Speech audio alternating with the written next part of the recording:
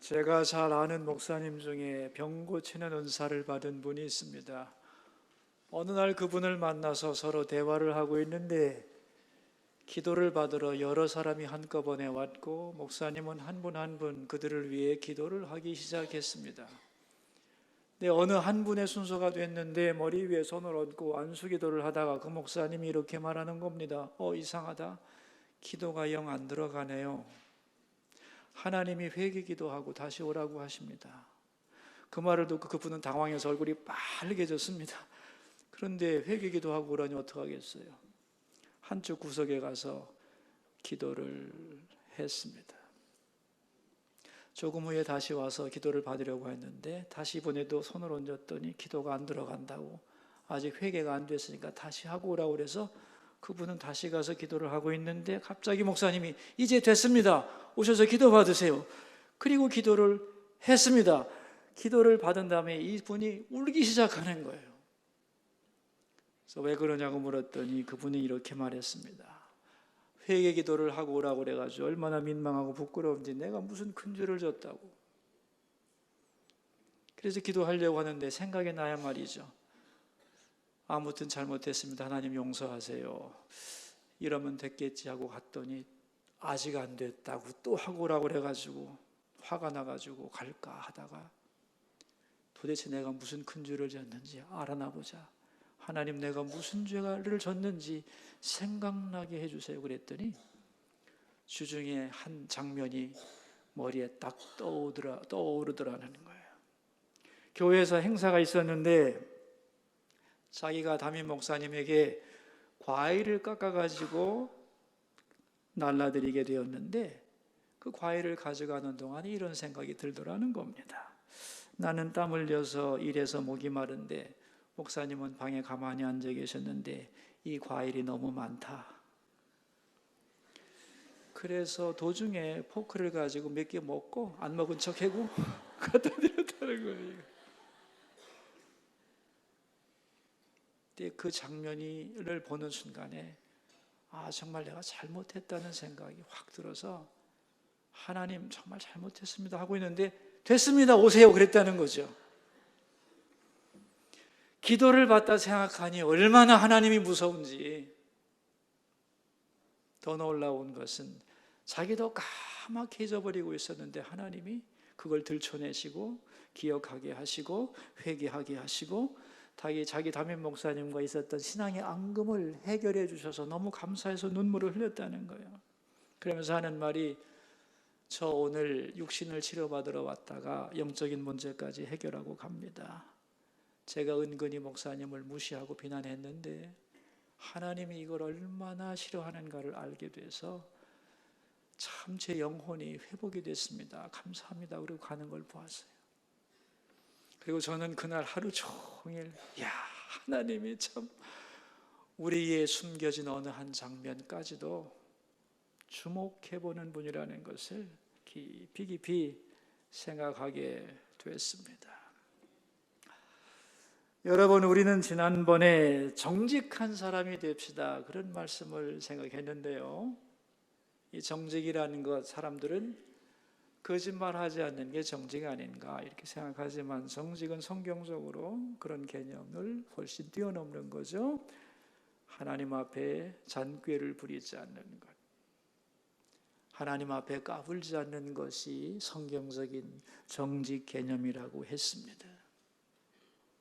내가 게으름을 피우면서 왜 나는 잘 살지 못할까 원망하는 것, 정직하지 않은 거죠. 왜? 사람은 부지런히 일하면서 살게 되어 있기 때문이죠. 또한 물건을 사고 팔 때도 정직해야 되는데 많은 사람들이 이 정직을 우습게 알고 거짓말을 한다는 거예요.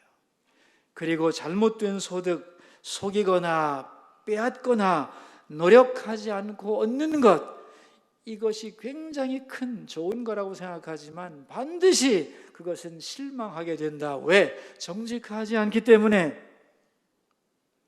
또한 자신을 있는 모습 그대로 인정하고 받아들이지 않는 것, 그것도 정직하지 아는 것이라고 했습니다. 자기의 장점과 한계를 인정하고 받아들이는 것이 정직이죠. 이렇게 하나님 앞에 정직할 때 우리 인생은 꼬이지 않고 평안해지고 행복해지고 단순해진다. 그런 말씀이었습니다. 기억이 나시죠? 오늘은 하나님이 우리의 마음을 감찰하신다는 그런 내용입니다. 하나님이 우리의 마음을 감찰하신다. 여러분, 이 말씀은 우리를 가장 크게 위로하는 말씀인 동시에 우리를 가장 무섭게 하는 말씀이기도 해요. 하나님이 내 마음을 감찰하신다고 할 때 왜 무섭고 왜 위로가 되느냐? 우리의 영혼의 상태를 가장 정확하게 보여주기 때문입니다. 여러분, 하나님이 내 마음을 감찰하신다는 걸 믿으시나요? 정말로 믿으세요? 그렇다면 이거 하나만 믿어도, 이 말씀 한마디만 굳게 붙들어도 많은 문제가 해결됩니다.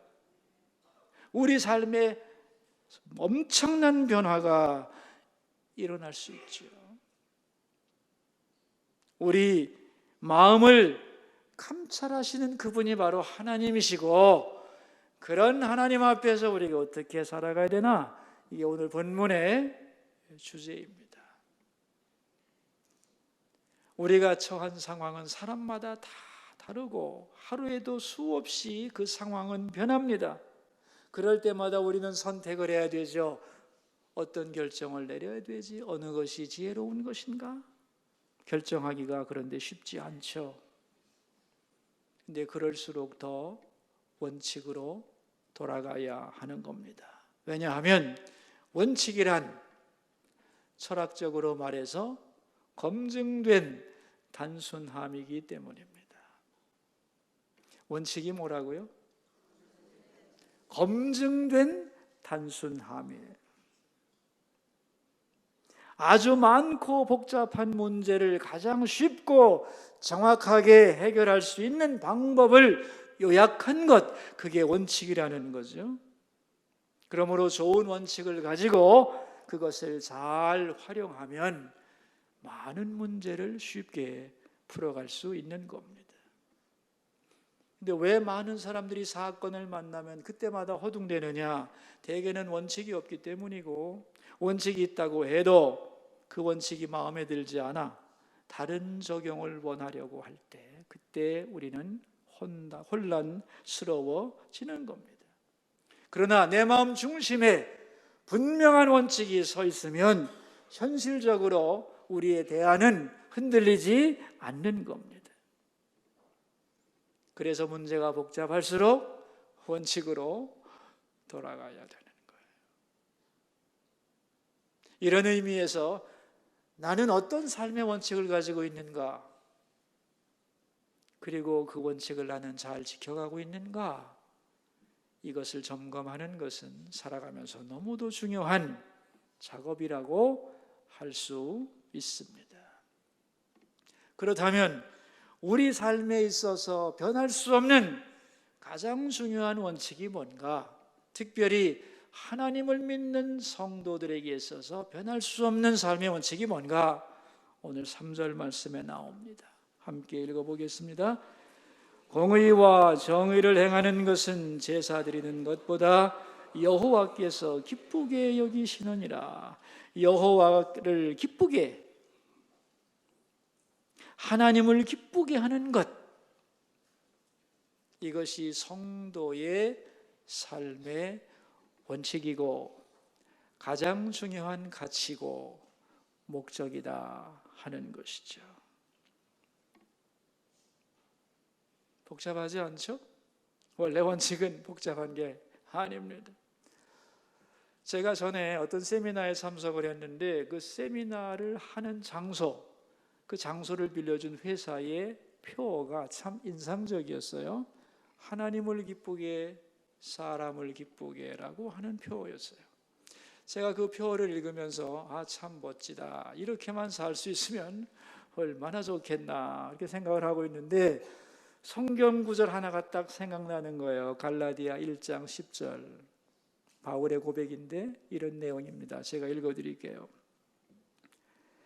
이제 내가 사람들에게 좋게 하랴 하나님에게 좋게 하랴 사람들에게 기쁨을 구하랴 내가 지금까지 사람들의 기쁨을 구하였다면 그리스도의 종이 아니니라는 말씀이에요. 그래서 제가 그 회사에 표하고 이 갈라디아 1장 10절 말씀을 놓고 잠시 묵상을 했어요. 하나님을 기쁘게 사람을 기쁘게, 이 말은 굉장히 멋진 말이지만 정확하게 말하면 공존할 수 없는 개념이에요. 왜냐하면 하나님과 사람이 비교 대상이 아니기 때문에, 동등하지 않기 때문에. 물론 하나님을 정말로 기쁘게 하면 사람을 기쁘게 할 수 있어요. 근데 사람을 기쁘게 하려고 하면 절대로 하나님을 기쁘시게 할 수가 없는 거예요. 그래서 이 두 구절은 등가적인 구절이 아니고 종속적인 구절인 거예요. 하나님을 기쁘게, 이게 중요한 거예요. 그리고 이게 이루어질 때에 사람을 기쁘게 할 수 있는 거다. 그러므로 이 문장은 절대로 순서를 바꾸면 안 되는 거죠. 하나님을 기쁘게, 이것이 가장 중요한 가치인 거죠. 그런 결론을 내리면서 묵상을 했습니다. 자, 여러분, 우리 하나님을 믿는 백성의 삶의 원칙 뭐라고요? 하나님을 기쁘게. 그렇다면 어떻게 하면 하나님을 기쁘게 할 수 있을까? 오늘 본문에 여러 가지로 내용을 말씀하고 있습니다. 먼저 1절 말씀인데 함께 읽읍시다. 왕의 마음이 여호와의 손에 있음이 마치 본물과 같아서 그가 임의로 인도하시느니라. 왕의 마음이 어디에 있대요? 여호와의 손에 있답니다. 하나님의 통제하에 있다는 거예요. 다시 말하면 하나님이 왕의 마음을 이끌고 있다는 말입니다. 뭐처럼? 본물처럼. 여러분, 본물이 뭐죠? 보라고 하는 건 뭐냐면 댐이에요. 요새 보 때문에 문제가 많죠. 4대강 보를 허냐 마냐. 이 보는 뭐냐면 보를 세워놓고 거기다가 물을 가두는 거예요. 그래서 물이 꽉 차면 그 물을 어디론가 필요한 곳으로 흘려 보내는 거죠. 보의 문을 확 열면 막혀있던 물이 본물 터지듯이 여기서 나온 거죠. 쫙 뿜어져 나와서 수로를 따라 가야 할 곳으로 가게 된다, 그런 얘기입니다. 그런데 물이라고 하는 것은 아무데로나 흐르는 게 아니에요. 수로를 따라 흘러갑니다. 마찬가지로 하나님이 왕의 마음이 어느 쪽으로 가도록 그 마음을 주장한다는 거예요. 왕의 생각을 누가 인도한다고요? 하나님이 인도한다는 거예요. 왕이니까 내가 왕인데 내 마음대로 하지, 다 자기 마음대로 하는 것 같아도 아니에요. 그의 마음을 인도하는 분은 하나님이라는 거예요. 근데 그 물은 낮은 곳으로 흘러요. 그래서 왕의 마음이 겸손하면 하나님의 인도함을 받을 수 있는 것입니다. 이 1절 말씀이 아주 복잡한 내용인데 분리해서 해석을 해야 돼요. 이게 왕에게 있어서는 무슨 의미냐? 1절이 네 마음대로 하지 말라는 겁니다. 겸손하게 하나님의 인도를 구하라는 거예요. 왜냐하면 너는 하나님의 도구이기 때문에 네 마음이 하나님의 인도하심을 민감하게 따라가는 자가 되라. 그럴 때 바른 정치할 수 있다는 거예요. 그럼 백성들에게는 무슨 뜻일까요? 하나님의 인도함을 받는 지도자의 의견을 존중하라는 거예요. 그리고 왕의 마음이 하나님의 인도함을 잘 받도록 기도하라는 의미를 가지고 있는 겁니다. 자, 이제 1절 말씀을 우리 개인에게 적용하면 어떤 의미가 되느냐 하는 건데, 여러분, 우리 각자는 자기 인생의 주인이죠. 내 인생의 중요한 결정 내가 한다. 아무도 간섭하지 마라. 자기 스스로가 자기에게 왕입니다. 그런데 중요한 게 있어요. 내 마음을 내 마음대로 할 수 있느냐는 거예요. 여러분 마음 마음대로 돼요? 돼요, 안 돼요? 내 마음 나도 몰라. 마음대로 되는 게 아닙니다, 여러분. 그러므로 하나님이 내 마음을 바른 길로 인도해 주시도록 기도해야 되는 거야. 본물을 인도하셔서 필요한 곳에 물을 공급하시듯 하나님, 내 마음이 바르게 흘러갈 수 있도록 내 마음을 붙잡아 주세요. 아멘? 그러라는 겁니다.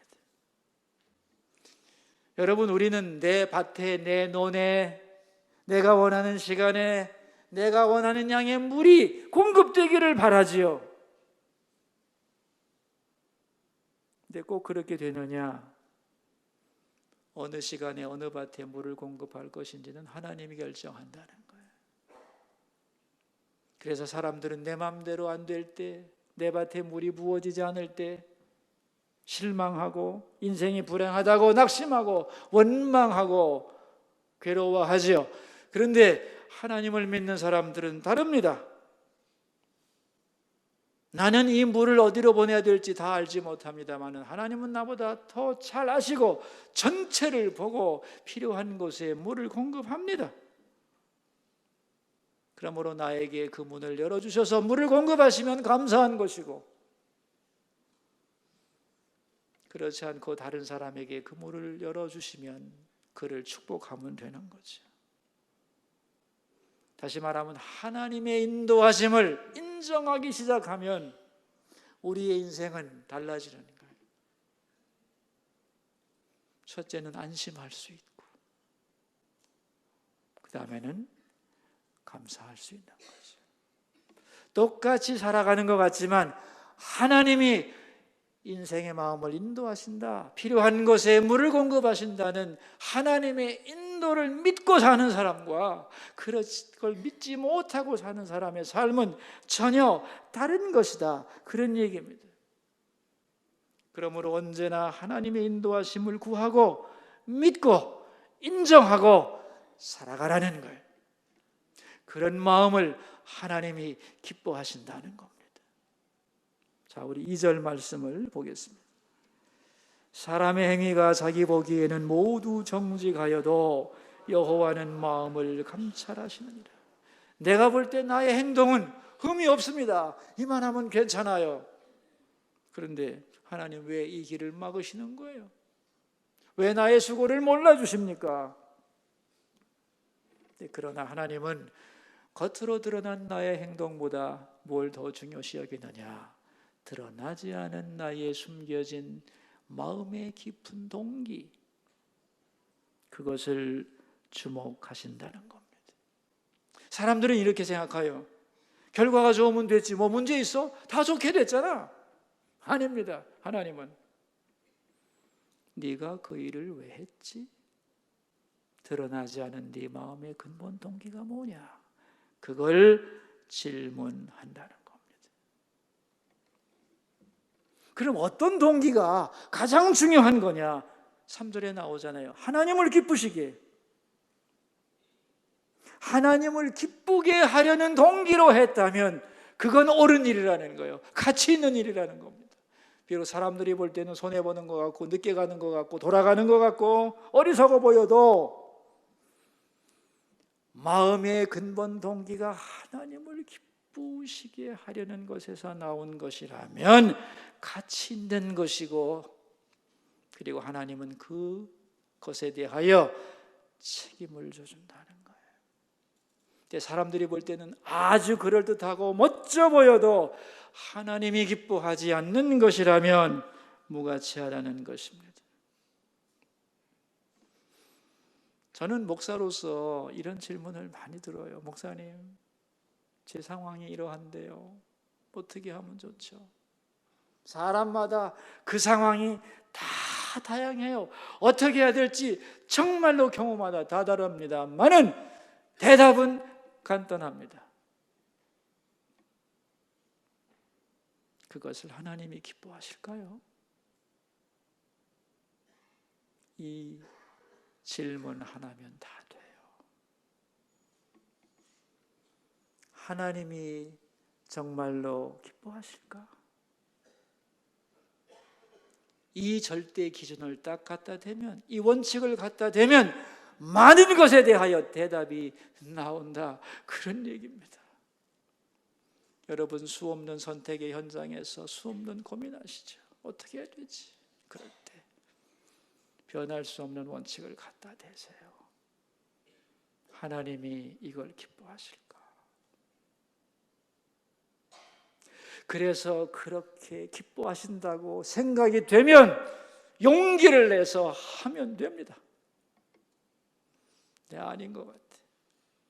기뻐하시는 것 같지 않아. 그러면 손해를 보더라도 내려놓으라는 거예요.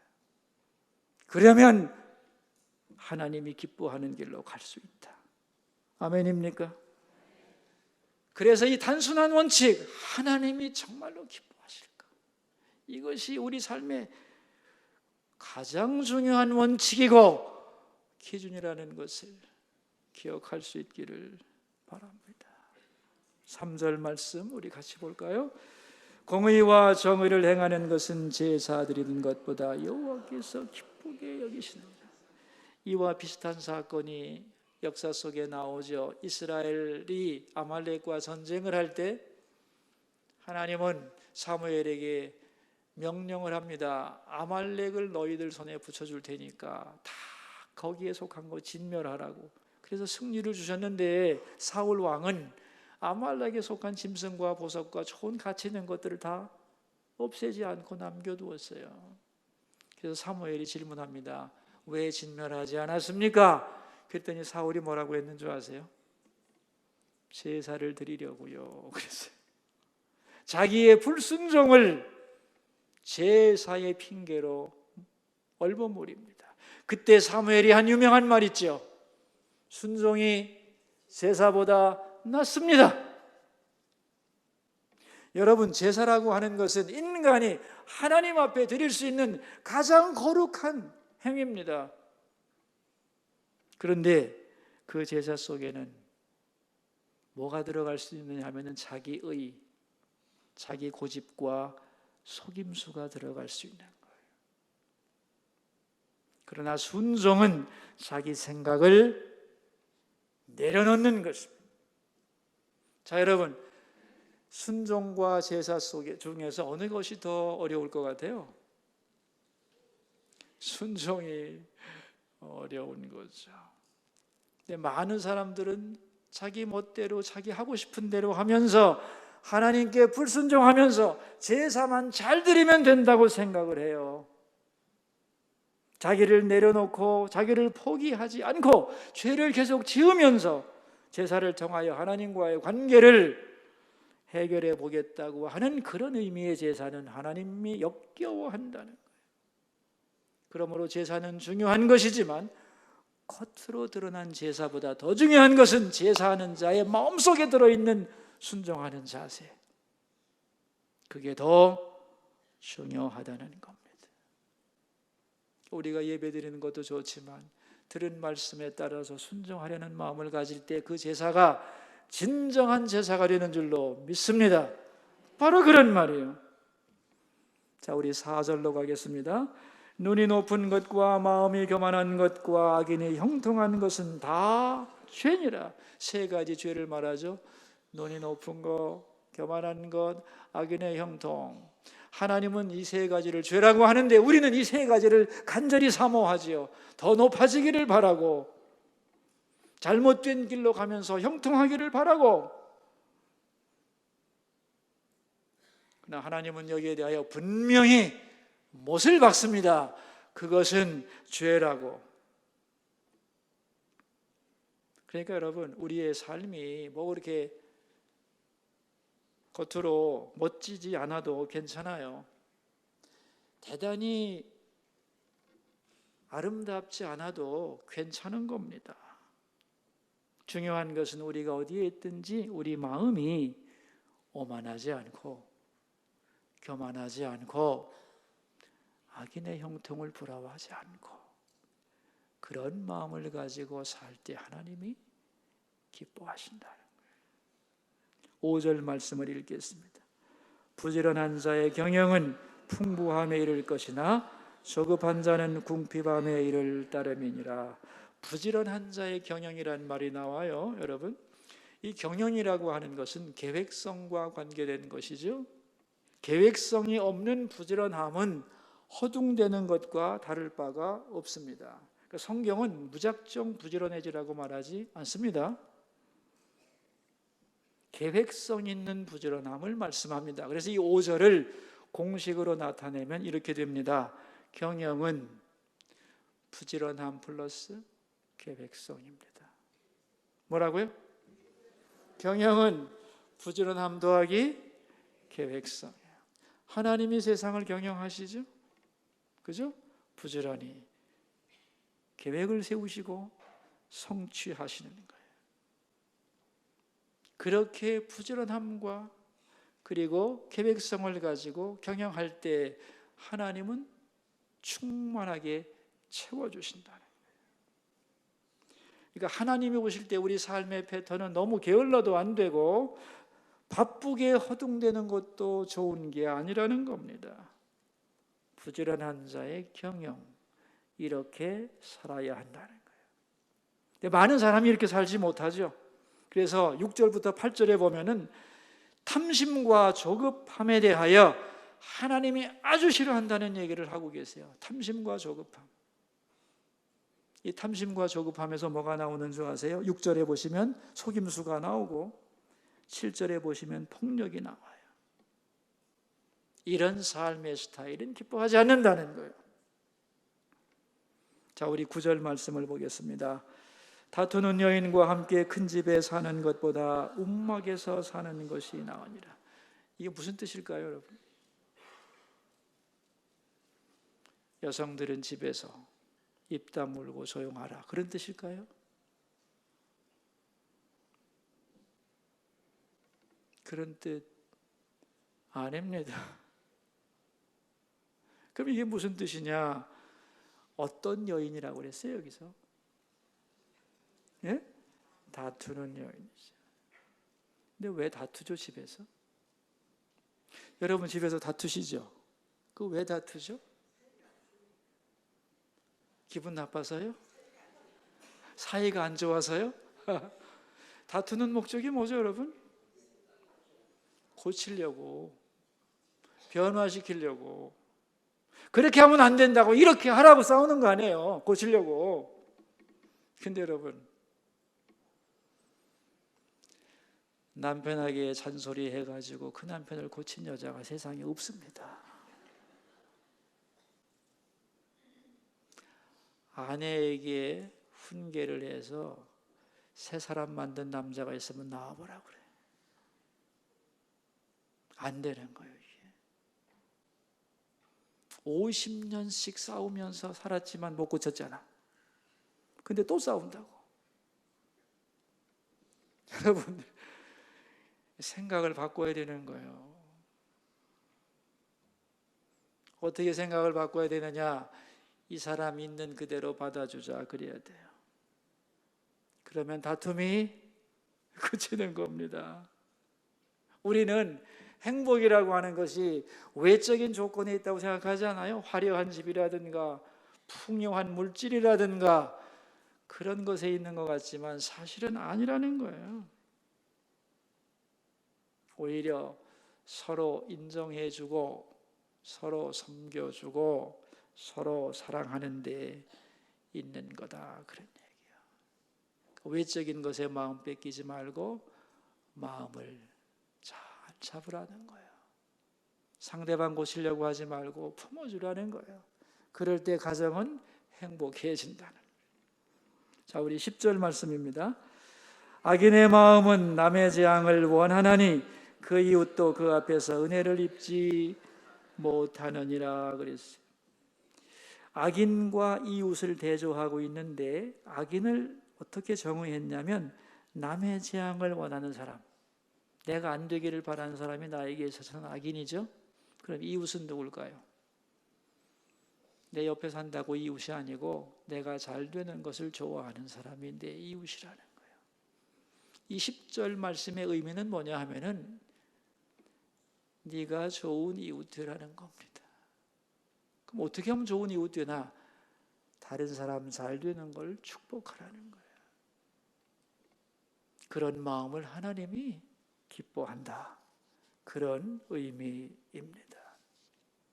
자, 여러분, 인생의 원칙 많을 것 같지만 우리 믿음의 사람들이 가져야 되는 가장 중요한 원칙은 하나님을 기쁘시게 하는 거예요. 아주 간단한 거예요.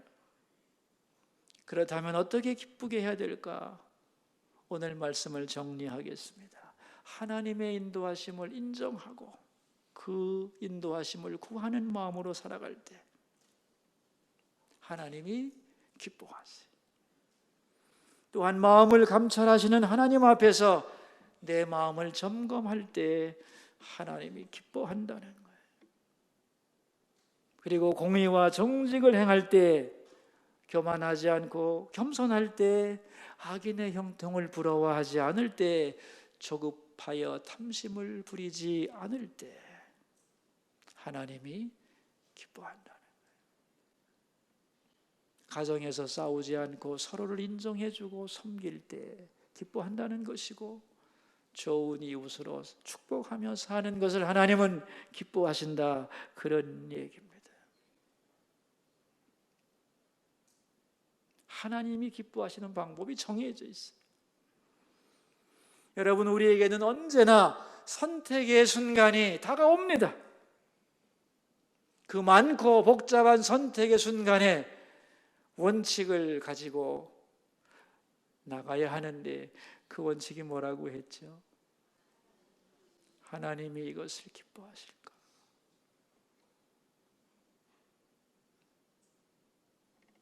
그렇게 질문하고 그렇다고 생각하면 용기를 가지고 하면 되고, 아니라 생각할 때는 손해가 나도 내려놓는 그런 사람이 되기를 바랍니다. 그럴 때 우리는 하나님을 기쁘시게 하는 멋진 인생이 될 줄로 믿습니다. 기도하겠습니다. 우리 두 가지 기도 제목을 가지고 하나님 앞으로 나가겠습니다. 첫 번째 기도 제목입니다. 하나님을 기쁘시게. 이것이 우리 삶의 가장 중요한 원칙이며 가치이며 방향이 되게 하여 주옵소서. 기도하겠습니다. 여러분, 우리 소리를 내어 기도하실 때에 자기 소리가 자기 귀에 들리도록 소리를 내서 기도하겠습니다. 하나님 아버지, 복잡한 인생을 살아가는 우리에게 하나님은 단순하지만 확실한 원칙을 보여주셨습니다. 그것은 하나님을 기쁘시게 하는 것입니다. 정말 이것을 하나님이 기뻐하실까? 그렇게 생각이 되면 용기를 내서 할 수 있게 하시고, 아니라고 생각이 되면 비록 힘들고 손해가 나도 내려놓을 수 있는 우리가 되게 하셔서 하나님을 기쁘시게 하는 사람, 그런 사람으로 살아가게 하옵소서. 지금까지는 원칙 없이 되는 대로 살았지만 앞으로 남은 우리의 인생은 분명한 원칙을 가지고 살아가는 우리 모두가 되도록 복내려 주옵소서. 두 번째 기도 제목입니다. 대한민국, 우리나라와 이 땅의 교회를 위해 함께 기도하겠습니다. 하나님 아버지, 오늘 이 땅에 예배하는 모든 교회들을 축복해 주시고 예배하러 나온 모든 성도들을 만나 주시고 교회마다 진리의 말씀이 선포되게 하시고 하나님의 임재가 있는 예배가 되도록 도우시옵소서. 교회로 거룩한 공동체가 되게 하시고 세상의 소금과 빛이 되는 교회가 될 수 있도록 축복해 주옵소서. 이 나라 대한민국을 사랑하시는 아버지, 오늘이 있게 하신 주의 은혜를 감사합니다. 이 나라의 보호자가 되시고 인도자가 되시며 이 나라의 미래를 열어주시옵소서. 더 좋은 나라가 되고 더 아름다운 나라가 되고 더 하나님을 기쁘시게 하는 이 나라 대한민국이 되도록 도와주시고 막막함과 갈등과 혼란으로 인하여 이 나라가 어두워지지 않도록 주여 이 나라에 주의 진리의 빛을 비추어 주시고 이 나라의 지도자들이 하나님의 인도함을 받도록 그들의 마음을 하나님 인도하여 주시옵소서.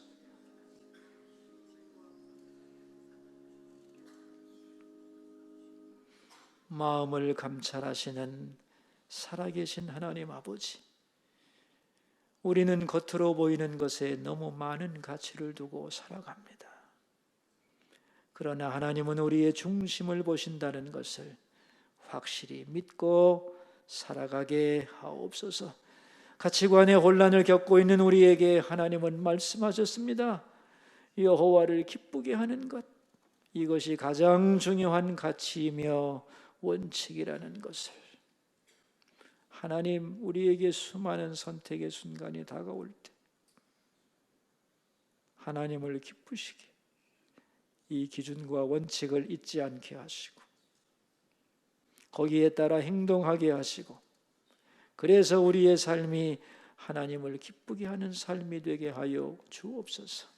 존귀하신 예수님 이름으로 기도하옵나이다. 아멘.